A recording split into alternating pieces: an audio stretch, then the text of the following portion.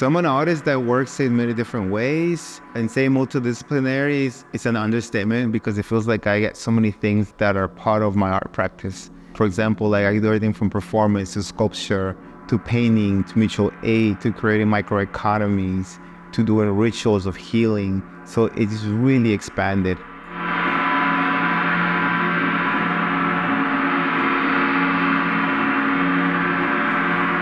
All the works in this exhibition are linked by Guadalupe's personal journey.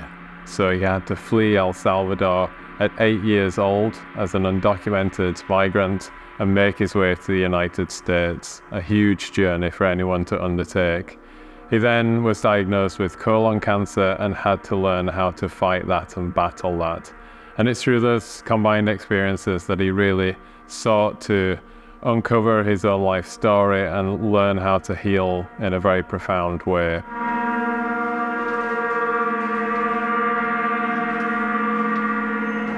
Well, this Firestones exhibition shows very diverse types of works that I do.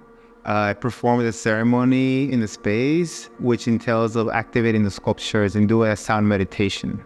But also have disease throwers, two of my disease throwers, which are sculptures or shrines, they're healing instruments. Also have a series of volcanic rocks transformed into backpacks and other objects, right? And they come from the fire. And that is very much related to the name of the exhibition. I also have hammocks that are there for the ancestors, and they have text that is pretty much a children's song about healing.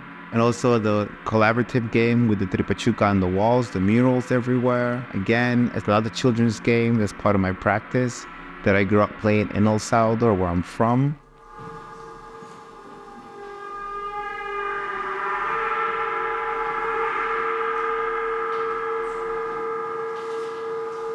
Sound is extremely important to my practice because I use sound, and other healers use sound to help me heal through cancer in many different ways, not just the gongs, but many other instruments.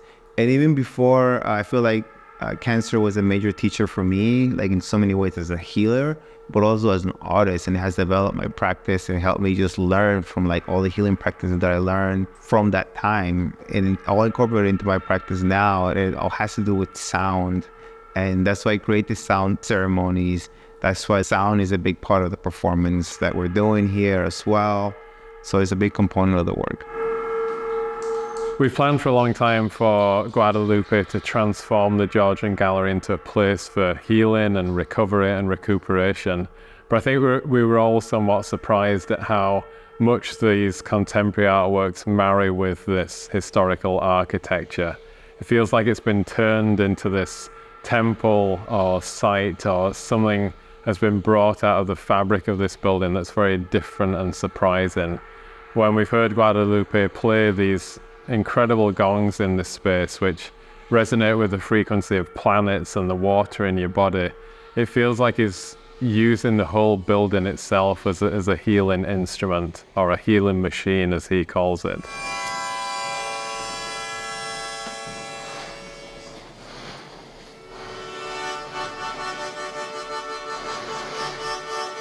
So I see my work as a Trojan horse to healing.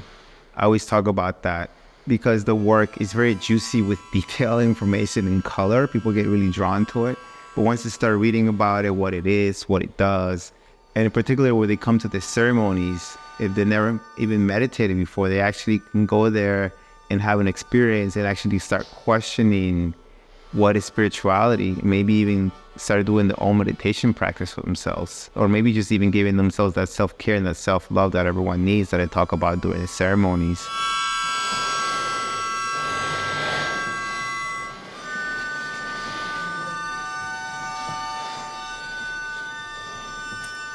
The exhibition runs from the 26th of October 2024 to the 15th of February 2025. Talbot Royce Gallery is always free. It's open Tuesdays to Saturdays, 10 until 5 p.m.